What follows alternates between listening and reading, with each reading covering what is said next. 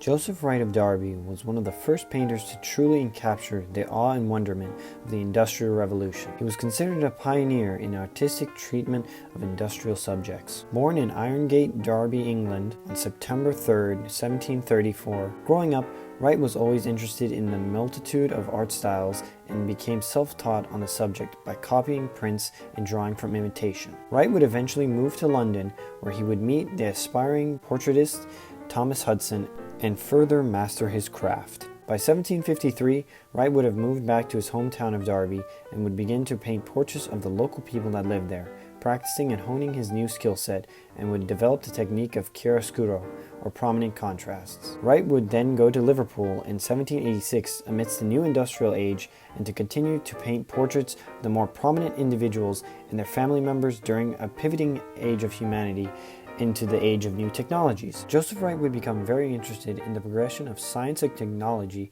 and learned a lot about it through the influence of philosophers and scientists that he befriended over the years. Wright would later then marry in his short period in Italy, and in that same year of 1773, the eruption of Mount Vesuvius would transpire in enlightenment with the industrial. Wright would soon begin to incorporate aspects of the Industrial Revolution with the Enlightenment into his paintings. He was most known for his use of natural and artificial light sources, which were speculated to be based on Enlightenment philosophy, with the light depicting logic and reason, and the darkness depicting ignorance. He was also known for painting scenes where experience were occurring in that very moment. The details he incorporated into his faces of his subjects displayed awe, wonderment, delight, disgust, and anticipation, and much curiosity. Wright tried to transfer his excitement and fascination for the Enlightenment to the viewer through his own vision in his paintings. After his wife's death in 1790, he would dedicate the next 7 years to reviewing the fears and curious interests of humanity that trudged deeper into the unknown future of the industrial age and forewarned the dangers of losing such humanity into the very sciences and advancements made for the next decade after his death on August 29, 1797. Joseph Wright's famous piece, An Experiment on a Bird in the Air Pump, does an exemplary job capturing the ideals of the Enlightenment. The scene portrays a group of people standing amidst a dimly lit table, watching as a lecturer expels air from a glass container in which a small white bird has been imprisoned. The warm light that surrounds and illuminates the table and its residents represents the birth of knowledge, the knowledge that only experimentation, through trial and error, could bring about. Surrounding them was the darkness of ignorance that had known them not too long ago. The expressions of the spectators vary from face to face.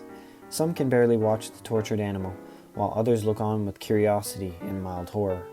The scene captures the Enlightenment's love of science, curiosity of the world's function, and its experimentation. The equipment that is depicted in this painting is with extreme detail and was an accurate representation of what such an innovative invention would have looked like at the time. The audience consists of both men and women, an Enlightenment ideal that valued quality. However, it is worth noting that the lecturer himself was still a man, perhaps revealing the difficulty of true change.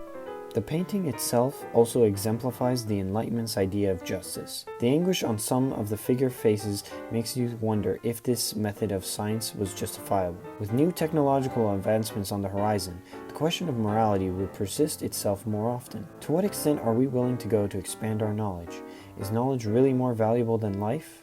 Joseph Wright pondered these questions as no stranger to the changes that the Enlightenment brought during his time, and this painting provokes wonder and criticism of these changes. One of Joseph Wright's most famous paintings he created during the height of the Enlightenment was a philosopher lecturing on the orrery. An orrery is a mechanical model of the solar system used to represent the relative position and motions of the solar system.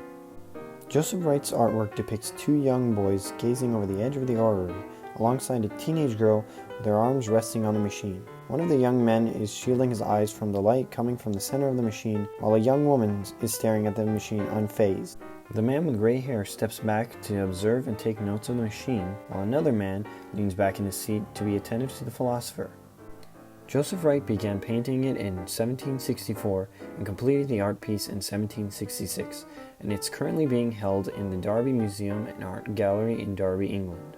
The painting gains its high dramatic effect from the strong internal light source, in which this case is the gas lamp originating from within the orrery's core. This painting reflects the height of the Enlightenment revolution, as well as portrays the topic of philosophy. The Enlightenment brought on an era of philosophers who pushed for changes in the government and the church. They also brought on the scientific revolution, which gave the impression that the universe behaved according to the universal and unchanging laws. These very intellectual thinkers believed in shedding the light of science and reason on the world in order to question traditional ideas and ways of doing things. Rousseau believed that the king does not receive his power from God, but rather from the will of the people. The Enlightenment thinkers developed a way to understand the universe through the idea of God. These philosophers and intellectuals saw God as that of a watchmaker, who produces the watches but does not know what to do with it afterward. These thinkers helped to bring about the ideas and beliefs of the Enlightenment, and allowed it to spread west, allowing the rest of the world to get a glimpse of what the Enlightenment was truly about.